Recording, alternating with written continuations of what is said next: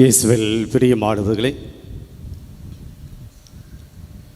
பொதுக்காலம் 11ஆம் ஞாயிறை நாம் கொண்டாடுகிறோம்.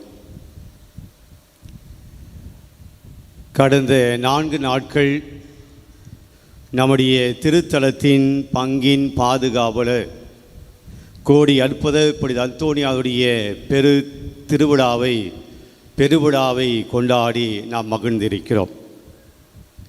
இந்த 4 நாட்கள்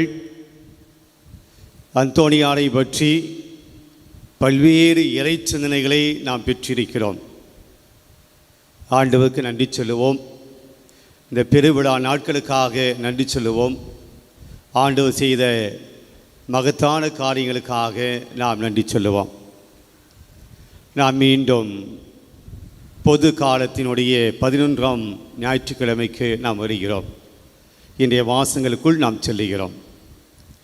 பிரியமானவர்களே, என்னுடைய மறைவுரை துவங்குவதற்கு முன்பாக இன்றைக்கு ஒரு பாடு குழுவினருக்கு ஒரு கைத்தட்டல் கொடுக்கலான்னு நினைக்கிறேன். ஏனென்றால் எதுக்கும் தெரியாமல் தட்டுறீங்க.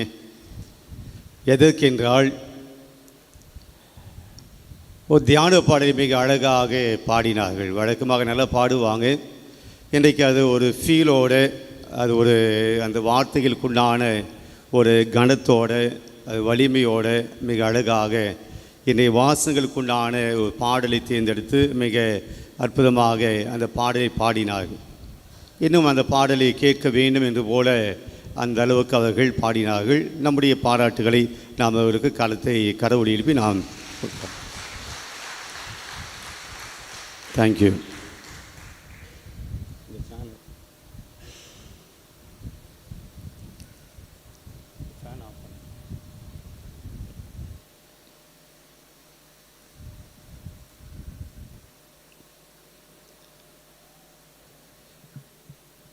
இன்றைய வாசகங்கள் நமக்கு சொல்லக்கூடிய பல்வேறு சிந்தனைகள் இருந்தாலும், இன்றைக்கு நாம் ஏன் இந்த உலகத்தில் இருக்கிறோம் என்பதுக்குள்ளான ஒரு இந்த கேள்விக்கான ஒரு பதிலை கொடுப்பதாக நான் பார்க்கிறேன்.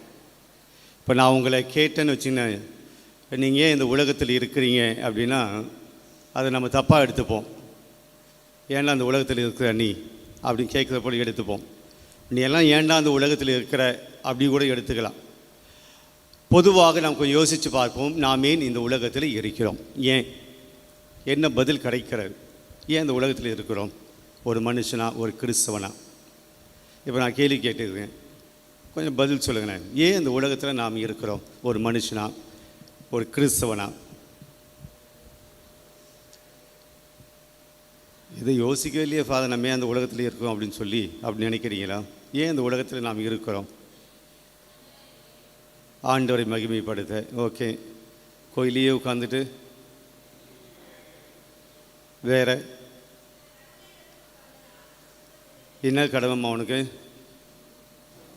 சொல்லுங்கள்.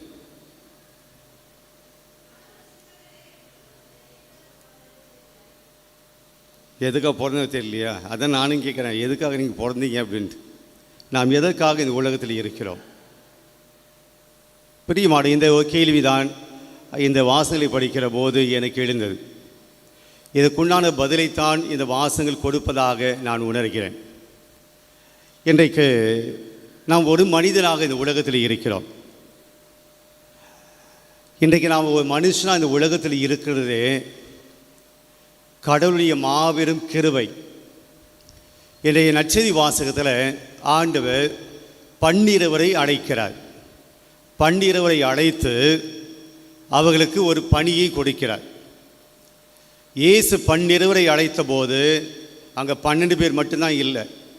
எத்தனை பேர் இருந்தாங்க? மழை பொழிவில் பார்க்கிற போது அந்த மழை பொழிவை பேசி முடித்த பின்புதான் இயேசு சொல்ல தான் விரும்பியவர்களை அழைத்தார். அதில் சூஸ் பண்ணுறார். இப்போ எவ்வளோ பேர் இருக்கிறீங்க, அதில் 12 பேர் நான் சூஸ் பண்ணுறேன் அப்படின்னா அந்த 12 பேருக்குள்ளே ஏதோ ஒரு காரியத்தை, ஏதோ ஒரு விஷயத்தை இயேசு பார்க்குறார். இயேசு போதித்து கொண்டு இருக்கிற போது, எல்லோரையும் பார்க்கிற போது இந்த 12 பேர் தான் எனக்கு தேவை என்று தான் விரும்பியவர்களை அழைக்கிறார். இயேசு 12 பேரை அழைக்கிற போது நிறைய பேர் இருந்தாங்க. அவரை 12 பேரை பெயர் சொல்லி அழைக்கிறார். அதுக்கு முன்னாடி அவங்களுடைய பெயர் தெரியாது, எங்கேயும் சொல்லப்படல. ஆனால் இயேசு அவர் 12 பேரை அழைக்கிறார், தன்னுடைய திருத்தூதர்களாக வைத்துக் கொள்கிறார். இந்த உலகத்தில் நாம் இந்த உலகத்தில் பிறக்கிற போது, ஒவ்வொரு மனுஷனும் உலகத்தில் பிறக்கிற போது, இங்கே எல்லாமே பெரியவங்களாக இருக்கிறீங்க, நான் சொல்கிறத புரிஞ்சுப்பீங்கன்னு நினைக்கிறேன். நாம் இந்த உலகத்தில் பிறக்கிற போது பிறப்பதற்கு முன்பாக நடக்கக்கூடிய ஒரு நிகழ்வை நாம் கவனிக்க வேண்டும். இந்த உலகத்தில் பிறந்துட்டோம். நம்முடைய பிறப்பு மிகப்பெரிய அதிசயம். எப்படி அப்படின்னா, ஒரு ஆணும் பெண்ணும் ஒன்றாக இணைகிறார்கள், கணவனாக மனைவியாக வாழ்கிறார்கள், இணைகிறார்கள், உடல் அளவில் இணைகிறார்கள். அப்படி இணைகிற போது ஒரு ஆணுடைய உயிரும் ஒரு பெண்ணுடைய உயிரும் ஒன்றாக சேர்ந்து தான் ஒரு மனிதன் உருவாகிறான். இந்த ஆணுடைய உயிரும் பெண்ணுடைய உயிரும் ஒன்று மட்டும் கிடையாது, பல அணுக்கள். இந்த ஆணுடைய அணுக்கள் பல கோடி உருவாகின்றன. இந்த பல கோடி லட்சக்கணக்கான ஆண் அணுக்கள் இது பெண் முட்டையோடு ஒன்றாக சேருகிறது. பிரியமானவர்களே, 1000 அல்லது லட்சக்கணக்கான அணுக்களில் ஒரு அணுதான், ஒரு ஆண் அணுதான் அந்த பெண் முட்டையோடு போய் சேருகிற போது கருவாக குழந்தையாக உருவாகிறது. அப்போ மற்ற ஆயிரக்கணக்கான உயிர் அணுக்கள், லட்சக்கணக்கான உயிர் அணுக்கள் என்னவாக மாறுது? வேஸ்டாக போகுது. 1000 மனிதர்களுக்குள், 1000 உயிர் அணுக்களுக்குள் ஒரு அணு பெண் முட்டையோடு சேர்கிற போது மனிதன் உருவாகிறான். அப்படித்தான் நீங்களும் நானும் வந்தோம். ஒருவேளை இன்னொரு அணு எனக்கு முன்னாடி, நான் வருவதற்கு முன்னாடி அந்த உயிர் அணு வேகமாக சென்று போயிருந்தால் நான் இந்த உலகத்தில் நீ வராமல் எந்திருக்கலாம் பொழுது அப்படின்னு சொல்ல பொழுதுக்கு உங்கள் பதில், ஏண்டா வந்த நீ, இன்னொரு அணு வந்திருக்கலாமே அப்படின்னு. நான் வந்திருக்க முடியாது. நான் மட்டும் இல்லைங்க, நீங்களும் வந்திருக்க முடியாது. அப்போது பிறப்பதற்கு முன்பாக இந்த உலகத்தில் வருவதற்கு முன்னாடியே கடவுள் இந்த அணுதான் இந்த பெண் முட்டையோடு சேர வேண்டும், இந்த மனுஷன்தான் இந்த உலகத்தில் வர வேண்டும். இப்போது நாம் இந்த உலகத்தில் பிறந்திருக்கிறோம், ஆண்டவருடைய கிருபையோடு பிறந்திருக்கிறோம். இந்த வாழ்க்கைக்கு என்ன அர்த்தம் உண்டு? நாம் வாழ்கிற வாழ்க்கை ஏன், எதற்காக இந்த உலகத்தில் வாழ்கிறோம், எதற்காக இந்த உலகத்தில் கடவுள் நம்மை அனுப்பியிருக்கிறார், ஏன் இந்த உலகத்தில் வாழ்ந்து கொண்டிருக்கிறோம், நாம் கொஞ்சம் யோசிக்க வேண்டும். இது ஒரு பக்கம். நான் மனுஷன் அந்த உலகத்துக்கு வந்ததை நான் சொன்னேன். இந்த உலகத்தில் கோடிக்கணக்கான மக்கள் இருக்கிறார்கள். அந்த கோடிக்கணக்கான மக்களில் நீங்களும் நானும் தான் கிறிஸ்தவனாக வந்திருக்கிறோம். நீங்களும் நானும் தான் உயிருள்ள தேவனை வழிபடுகிறோம். நம்மை சுற்றி இருக்கக்கூடிய பல்வேறு மக்கள் மற்ற தெய்வங்களை வழிபட்டு கொண்டிருக்கிறார்கள். அது சரியா தவறா நமக்கு தெரியாது. ஆனால் நாம் நம்புகிற, எனக்கு மீட்பை கொடுத்த, எனக்கு வாழ்வை கொடுத்த இந்த இயேசுவை நீங்களும் நானும் மட்டும்தான் இந்த பகுதியில் நாம் இயேசுவை ஏற்றுக்கொண்டிருக்கிறோம். மற்றவர்களெல்லாம் இல்லை. நாம் ஆண்டவரால் பெயர் சொல்லி அழைக்கப்பட்டிருக்கோம். பிரியமான ஒரு மனுஷனாக நாம் இந்த உலகத்தில் வாழ அழைக்கப்பட்டிருக்கிறோம். நான் ஒரு குருவானவராக வாழ அழைக்கப்பட்டிருக்கிறேன். நீங்கள் குடும்ப தலைவனாக வாழ அழைக்கப்பட்டிருக்கிறீர்கள். ஒரு சகோதரியாக நீங்கள் வாழ அழைக்கப்பட்டிருக்கிறீர்கள். ஒரு குடும்ப தலைவியாக, பிள்ளைகளாக. ஆக இந்த உலகத்தில் மனுஷனாக, கிறிஸ்தவன் அந்த உலகத்தில் வாழ அழைக்கப்பட்டிருக்க நாம் எதற்காக வாழ்ந்து கொண்டிருக்கிறோம்? ஒரு மனுஷனாக இந்த உலகத்தில் ஒரு கிறிஸ்தவனாக வாழ அழைக்கப்பட்டிருக்க நாம் என்ன செய்ய வேண்டும் என்று கடவுள் நம்மை அழைத்திருக்கிறார் என்று யோசிக்க வேண்டும். அதான் வரமே, பூசை பார்க்குறமே, அதோடு எங்கள் கிறிஸ்தவ கடமை முடிஞ்சிச்சு, போதுமா இது?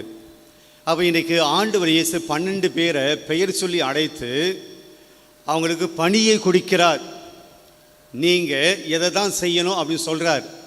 உங்களை கூப்பிட்டுட்டு நீங்கள் எதாவது பண்ணுங்க அப்படின்னு சொல்லலை, நீங்கள் எதாவது செய்யுங்க அப்படின்னு சொல்லலை.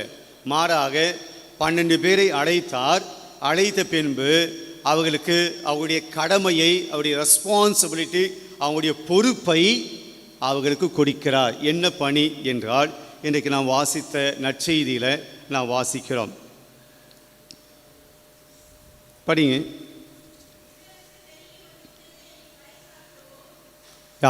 ஓகே, அந்த பகுதி தான். அந்த பணியை கொடுக்க. என்ன பணி என்றால், ஒன்று, விண்ணரசை பற்றிய நற்செய்தியை பறைசாற்ற வேண்டும். ஒன்று, அதை நம்ம சாதாரணமாக எடுத்துக்கலாம். விண்ணரசு அப்படின்னா நம்ம மோட்சம் அப்படிலாம் எடுத்துக்க தேவையில்லை. கடவுள் இந்த உலகத்தை ஒரு விண்ணரசாக, கடவுளுடைய பகுதியாக, இது பாவப்பட்ட உலகமாகவும் மோட்சம் புண்ணியப்பட்ட உலகமாகவும் இயேசு இருக்கு அப்படின்னு நினைக்கிறார். இந்த உலகமே எப்படியாக மாறணும்? விண்ணரசாக மாறணும். அப்போ இந்த விண்ணரசை பற்றி அறிவிக்க சீடர்களை தேர்ந்தெடுக்கிறார். அப்படின்னா ஒரு நல்லதை மக்களுக்கு சொல்லிக் கொடுங்க, நன்மையானவற்றை மக்களுக்கு சொல்லிக் கொடுங்க, கடவுளை பற்றி மக்களுக்கு சொல்லிக் கொடுங்க, கடவுளுடைய மதிப்பீடுகளை மக்களுக்கு அறிவியுங்க. இந்த உலக வாழ்க்கையில் நீங்கள் செய்ய வேண்டியது என்ன பண்ணணும் என்று மக்களுக்கு அறிவிக்க வேண்டும். அப்போ ரொம்ப எளிமையாக சொல்ல வேண்டும் என்றால், விண்ணரசை பற்றி நீங்கள் அறிவிக்கணும் என்ற முதல் பணியை சீடர் கொடுக்கிற போது அது என்ன சொல்லி கொடுக்குறாரு அப்படின்னா, நீங்கள் மக்களுக்கு கற்பிக்க வேண்டும். எதை பற்றி?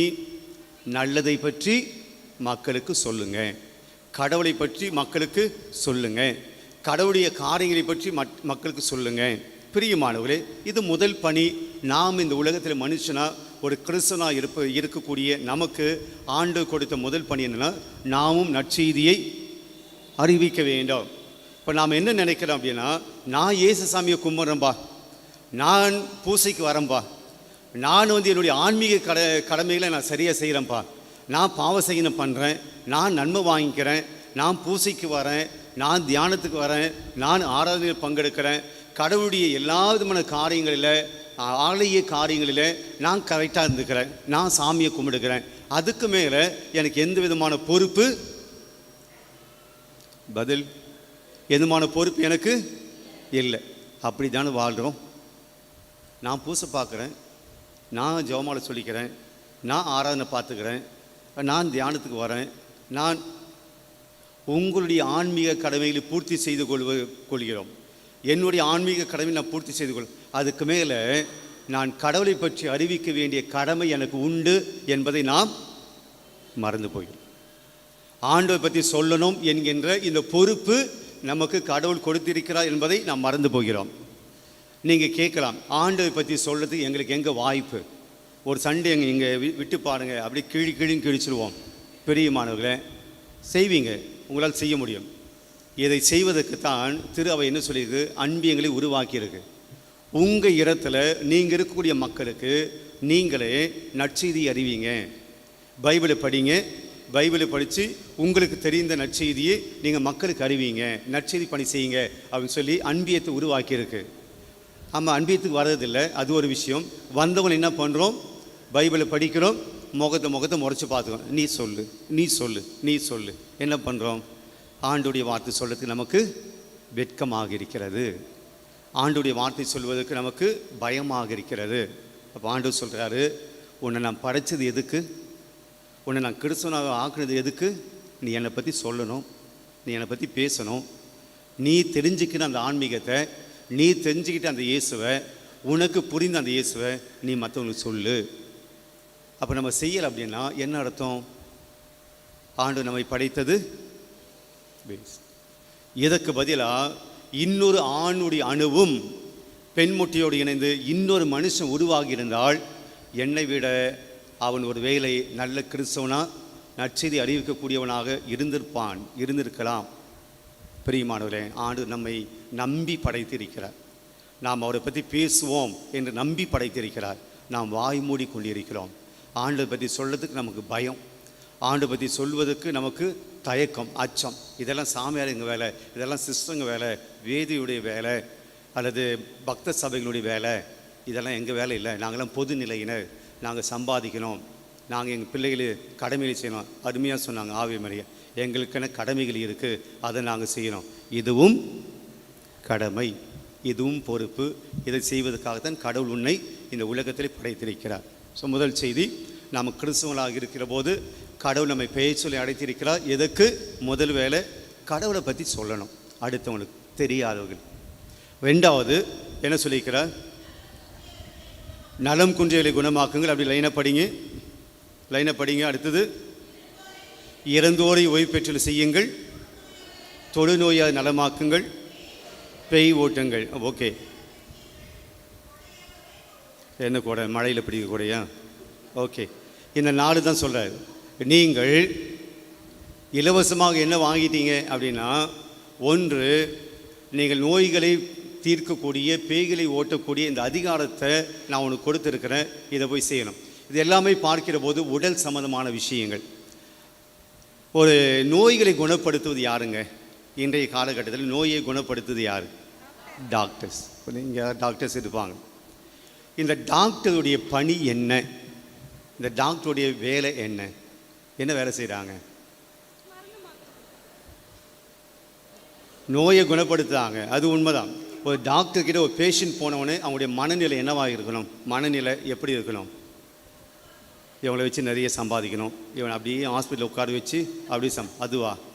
அது ஒரு சில பேர் இருப்பாங்க, ஆனால் எல்லா டாக்டரும் அப்படி கிடையாது. ஒரு மனநிலை என்னென்னா, இவனுடைய காயம், இவனுடைய வலி, இவனுடைய நோய் குணமாக்கி இவரை வீட்டுக்கு அனுப்ப வேண்டும். இதுதான் அவருடைய மனநிலை. இவருக்கு வாழ்வு கொடுக்க வேண்டும், இவர் இறந்து போகாதபடி இவரை உயிர் கொடுத்து அனுப்பணும். இதுதான் அவருடைய கன்சர்ன். அப்போது மனுஷன், ஒரு டாக்டர் ஒரு பேஷண்ட்டை பார்க்குற போது, நோயாளியை பார்க்குற போது அவருடைய மனநிலை என்ன? இவனை நான் வாழ வைக்க வேண்டும். இதுதான் நோய்களை குணப்படுத்து, பேய்களை ஓட்டுவது எல்லாமே ஒன்றாடி. அப்போது டாக்டருடைய மனநிலை, இந்த மனுஷனை நான் எப்படியாவது வாழ வச்சிடணும். இப்போ செத்தாசாகட்டும், போச்சா அப்படி இல்லை. டாக்டருடைய வாழ வைக்கணும், போராடுறார், என்ன செய்யணும், ஆராய்ச்சி பண்ணுறார், இவனுக்கு என்ன மருந்து கொடுக்கணும், என்ன மெடிசன் கொடுக்கணும், எல்லாம் எப்படியாவது வாழ வைக்கணும். பிரியமானவர்களே, இதை நாம் செய்ய வேண்டும். இன்றைக்கு எப்படி நாம் நீட்டு படித்து எக்ஸாம் எழுதி பாஸ் ஆகி டாக்டர் ஆகி அப்படியா? இல்லை. அவர்கள் அவருடைய துறையில் இருக்கிறார்கள். இன்றைக்கு நாம் நம்முடைய வாழ்க்கையில் நமக்கு முன்னாடி நம்பிக்கை இழந்து, வாழ்விழந்து, வாழ்க்கையில் போராட்டத்தில் நசுங்கி போய், விழுந்து போய், கண்ணீரோடும் கவலையோடும் என்ன செய்வது தெரியாமல், வாழ்க்கையில் ஒரு எதிர்காலம் இல்லாமல், நமக்கு முன்னாடியே ஒரு வாழ முடியாமல் தவித்து கொண்டிருக்கிற, யாராவது எனக்கு உதவி செய்வாங்களா, யாராவது எனக்கு ஆதரவு கொடுப்பாங்களா, யாராவது என்னை தூக்கி பிடிப்பாங்களா, எனக்கு நம்பிக்கையான வார்த்தை சொல்லுவாங்களா, ஒரு சின்ன பண உதவி செய்வாங்களா, என் பிள்ளைகளுக்கு நான் ஃபீஸ் கட்டணும், என் பிள்ளைகளுக்கு நான் இதை செய்யணும், ஒரு மெடிசன் வாங்கணும், என் அம்மாவுக்கு நான் மெடிசன் வாங்கணும், ஏதாவது உதவி கிடைக்குமா என்று ஏங்கி தவிக்கக்கூடிய, நமக்கு முன்னாடி இருக்கக்கூடிய வாழ்வை தேடி வாழ்வுக்காக போராடி கொண்டிருக்கிற இந்த மனிதர்களை பார்க்கிற போது நாம் என்ன செய்யணுமா? ஒரு டாக்டருடைய மனநிலை நமக்கு வேணும். அவனை எப்படியாவது உதவி செஞ்சிடணும், எப்படியாவது அவனுக்கு ஏதாவது செஞ்சிடணும், அவனுக்கு அந்த வாழ்வை கொடுத்துடணும், இந்த மனநிலை நமக்கு வேணும் அப்படின்னு சொல்கிறார். அப்போ முதல் செய்திக்கு வருவோம். நாம் கடவுளால் அழைக்கப்பட்டிருக்க ஒரு மனுஷனா கிறிஸ்துவனா, அப்படி மனுஷனா கிறிஸ்துவனா அழைக்கப்பட்டிருக்க நமக்கு ஆண்டவர் இந்த உலகத்தை என்ன செய்ய சொல்கிறாரு? இதெல்லாம் செய்ய சொல்ற, வாழ்வு கொடுக்கணும், கடவுளை பற்றி பேசணும் அப்படின்னு சொல்கிறார். பிரியமானவர்களே, இந்த வாழ்வு கொடுப்பதற்கு, இந்த வாழ்வை மற்றவர்களுக்கு கொடுப்பதற்கு நமக்குள்ளே ஒரு தகுதி இருக்கணும். இப்போ டாக்டர் அந்த நோயை குணப்படுத்துவதற்கு அவருக்கு டாக்டர் என்கின்ற அந்த மருத்துவ படிப்பு என்கிற ஒரு தகுதி இருக்கணும். இல்லைன்னா அவர் யார்? சாதாரண மனுஷன், வேறு பேர். அது மருத்துவ படிக்காமல் ஒரு மருத்துவ தொழிலை செஞ்சால் என்னது? போலி டாக்டர். நாம் கிறிஸ்துவனா வந்துட்டு இந்த கடமைகளெல்லாம் கடவுள் நமக்கு கொடுத்துட்டு நாம் செய்யணும், அதுக்கு இந்த வேலைகள்லாம் செய்யணும் அப்படின்னு சொல்லி நமக்கு கடவுள் கேட்குறாரு. அதுக்கு ஒரு தகுதி வேணும் இல்லைங்களா? தகுதி இல்லாமல் செய்ய முடியாது. அப்போ கடவுள் இன்றைய நற்செய்தியில் இந்த வேலைகளெல்லாம் செய்வதற்கு நமக்கு ஒரு தகுதியை சொல்கிறார். இந்த தகுதி இருந்தால் தான் நீங்கள் அடுத்தவங்களுக்கு வாழ்வு கொடுக்க முடியும். இது இல்லைன்னா நீங்கள் வாழ்வு கொடுக்க முடியாது. என்ன தகுதி தெரியுங்களா? இன்றைய வாசகத்தினுடைய நற்செய்தி வாசகத்தினுடைய முதல் பகுதியை படிங்க.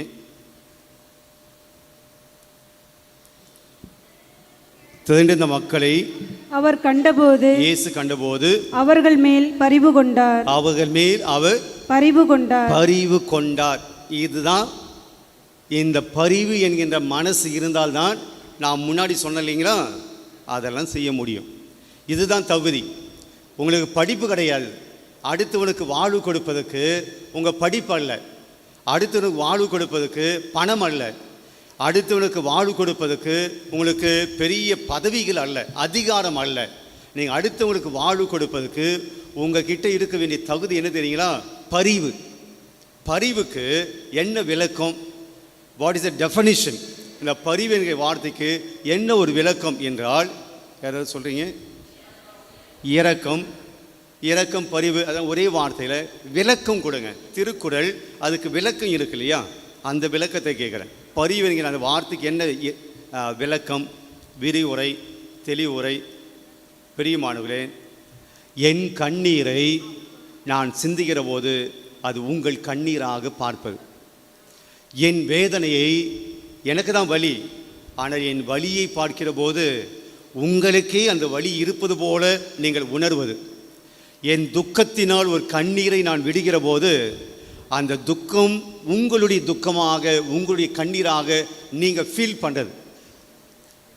ஃபீல் பண்ணண்டா சொல்லுங்களே, அதுதான் என் வலியை உங்கள் வலியாக உணர்வது.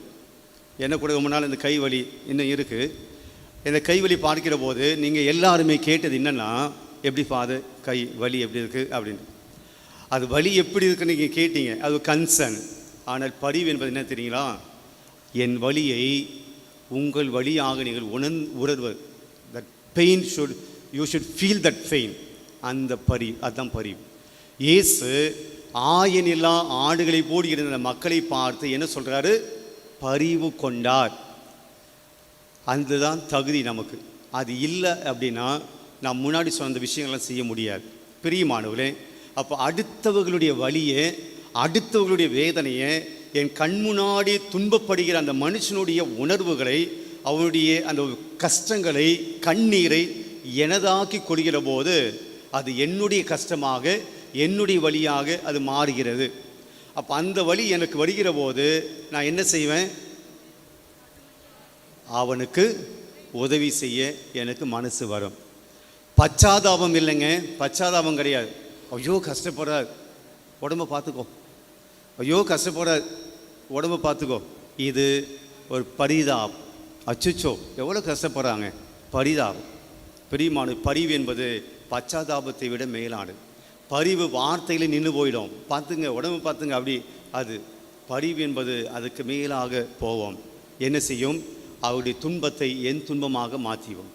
அவங்களுடைய கஷ்டத்தை என் கஷ்டமாக நினச்சி அதை தீர்ப்பதற்காக நான் ஆக்ஷனில் இறங்குவேன்.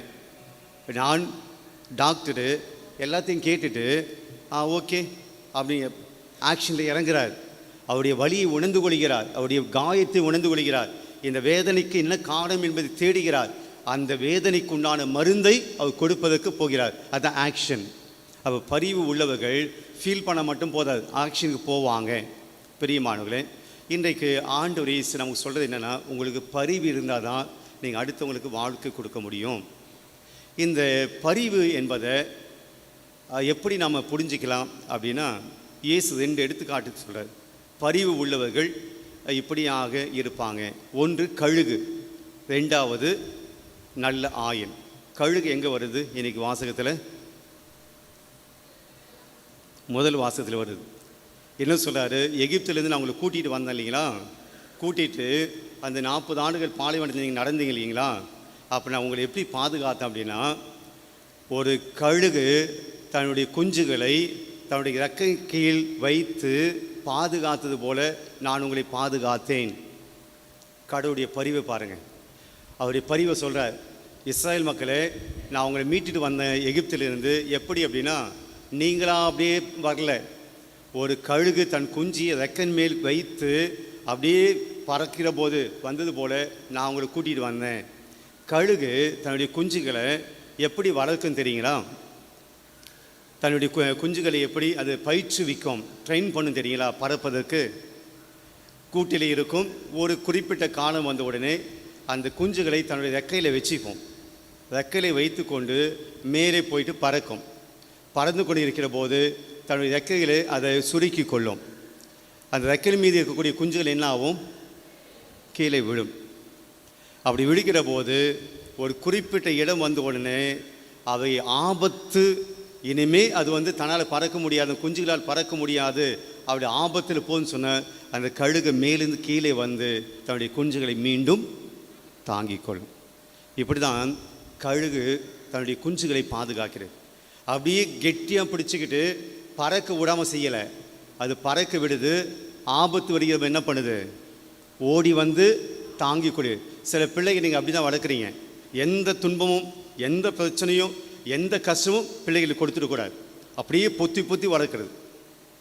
கடைசியில் அவனால் தான் உங்களுக்கு கஷ்டம். அவன் கஷ்டத்தையே உணர்வது கிடையாது. அவங்களுடைய வேதனையை உணர்வது கிடையாது.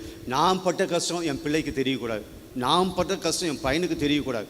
அவன் கஷ்டம் இல்லாமல் வளரணும், கண்ணீர் இல்லாமல் வளர்க்கணும்.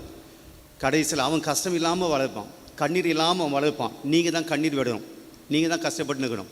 ஏன்னா உங்கள் கஷ்டத்தை சொல்லவே இல்லை. எந்த கஷ்டத்தில் நீங்கள் வளர்த்தீங்க சொல்லவே இல்லை. பிரியமானவர்களே, கழுகு நமக்கு சொல்லிக் கொடுக்கிறது, அது கஷ்டத்தை நீ தான் பறக்கணும். உனக்கு ஆபத்து வரும்போது நான் வந்து தாங்கிக்கிறேன். கழுகை போல நான் உங்களை சுமந்தேன், உங்களை ஃப்ரீடமாக விட்டேன், சுதந்திரமாக விட்டேன். ஆனால் ஆபத்து வருகிற போதெல்லாம் பசின்னு சொன்னீங்க, மண்ணாவை கொடுத்தேன். தாகம் சொன்னீங்க, தண்ணீரை கொடுத்தேன். இறைச்சி மண்ணை பத்தலை, என் மண்ணை பிடிக்கலை அப்படின்னு சொல்லும்போது காடையை கொடுத்தேன். அமெரிக்கர்கள் எடுத்து போர் செஞ்சாங்க, நான் வந்து உங்களை பாதுகாத்தேன். பாதுகாப்படுகிற போதெல்லாம் உங்களை தாங்கிக்கிறேன். நற்செய்தியில் ஆண்டவர் என்ன சொல்கிறாரு? ஆயினெல்லாம் ஆடுகளை போல் இருந்தமையால் பரிவு கொடுக்கிறார். ஆடுகளுக்கு ஆயின் இல்லைன்னா என்ன ஆகும்? வர்கீஸ் பால் சொல்லிட்டு இருந்தார், ஆடுகளுக்கு ஆயின் இல்லைன்னா திசை மாறி போயிடும். அதுக்கு தனியாக போக தெரியாது, தன் வீடு தெரியாது. நீங்கள் அத்தனை வாட்டி குடும்பம் வீடு தெரியாது, எங்கே தீனி இருக்குது தெரியாது, எங்கே பசுமைக்கு தெரியாது. அது பாட்டு போகும். ஆயின் வழி நடத்தினா தான் அது சரியாக போகும். நான் அப்படி தான் உங்களை பாதுகாத்தேன். இப்போது பழைய ஏற்பாட்டிலே கடவுளுடைய பரிவும், புதிய ஏற்பாட்டிலே இயேசுனுடைய பரிவும் நமக்கு இன்றைய வாசங்கள் நமக்கு சொல்கிறது. பிரியமானவர்களே, ஆக இன்றைக்கு ஆண்டவர் நமக்கு சொல்வது, நான் உங்கள் மீது பரிவு கொண்டது போல நீங்களும் அடுத்தவன் மீது பரிவு கொள்ளுங்க. ஏசு அந்த அளவுக்கு நம்ம மீது பரிவு கொண்டாருன்னு சொல்லி இன்றைக்கி பவுலடியார் சொல்கிறாரு. ரோமியருக்கு திருமுகத்தில் 2வது வாசகத்தில், நாம் பாவிகளாக இருந்தபோதே அவர் நமக்காக நாம் பாவிகளாக இருந்தபோதே இயேசு நமக்காக உயிரை கொடுத்தார். இதாங்க பரிவு. நாம் நல்லவங்கள் என்பதற்காக இயேசு சாகலை. ரொம்ப உத்தம புத்திரர்கள், நாம் புனிதவான்கள், அவங்களுக்காக சாகணும் அப்படி இயேசு சாகலை. நாம் பாவிகளாக இருந்தபோதே இயேசு நம் மீது பரிவு கொண்டார். பிரியமானவர்களே, இன்றைக்கி பரிவை பற்றி சொல்லுகிறது. இது கேட்கறதுக்கெல்லாம் நல்லா இருக்குது. வீட்டுக்கு போகிற போது, வெளியே போகிற போது நமக்கு முன்னாடி கஷ்டப்படக்கூடிய மக்களை பார்த்து கண்டுக்காமல் போவோம். அதுக்கு ஒரு தகுந்த எடுத்துக்காட்டு, நான் யாரையும் குறை சொல்ல. இன்றைக்கு ஆலய வளாகத்துக்கு முதல் பூசைக்கு நிறைய பேர் வந்தாங்க, இந்த பூசைக்கு நிறைய பேர் வந்தாங்க. ஆனால் யாருமே எதையும் சொல்லாமல் ஒரு சில பேர் அங்கிருந்த நாற்காலிகளெல்லாம் ஓரமாக வைத்தார்கள். ஒரு சில பேர் தொடப்பத்தை எடுத்து பெருக்கினார்கள், இடத்தை தூய்மைப்படுத்தினார்கள். இந்த மனசு எப்படி வருது? இதை செய்யணும் என்கின்ற இந்த எண்ணம் சில பேருக்கு வருது, சில பேருக்கு ஏன் வரல? இதுதான் பரிவு. இது எப்படியாவது இருக்கக்கூடாது, இது இங்கே தூய்மையாக இருக்கணும், இது சரியில்லை, இது யாரும் செய்ய போகிறதில்லை, நான் தான் செய்யணும், என்னால் முடியும், நான் செய்வேன். இதுதான் பரிவு. அப்படி என்றால் நமக்கு முன்னாடி இது போல காரியங்கள் செய்வதற்கு நிறைய வாய்ப்புகள் உண்டு. அடுத்த மீது பரிவு கொள்ளணும் அப்படின்னா வெறும் பணத்தை மட்டுமே நம்ம நினைக்கிறோம். இதுதான் அடுத்தவர்களுக்கு ஏதாவது செய்ய முடியும் என்றால் நான் ஓடி போய் செய்வேன், அங்கே ஏதாவது செய்ய வேண்டி இருக்குன்னா நான் ஓடி போய் செய்வேன். இந்த மனசு தான் பரிவு. அது அவங்க வேலை கிடையாது. அது தொடப்பெடுத்து பெருக்க வேண்டியது அவங்க வேலை கிடையாது. அங்கே இருக்கக்கூடிய சேரெல்லாம் எடுத்து போட வேண்டியது அவங்களுடைய வேலை கிடையாது. இவர்கள் செய்வதை சில பேர் வேடிக்கை பார்க்குறோம். அந்த மனசுக்கும் வேலை செய்யக்கூடிய மனசுக்கும் ரொம்ப டிஃப்ரெண்ட். இந்த மனசுக்கு இதை செய்யணும்னு தோணுது, அந்த மனிதனுடைய மனசுக்கு பார்க்கணும்னு தோணுது, வேடிக்கை பார்க்கணும்னு தோணுது. நாம் வேடிக்கை பார்க்கிறவர்களாக முன் வந்து பரிவு காட்டக்கூடிய மனிதர்களாக நாம் இருக்கிறோமா?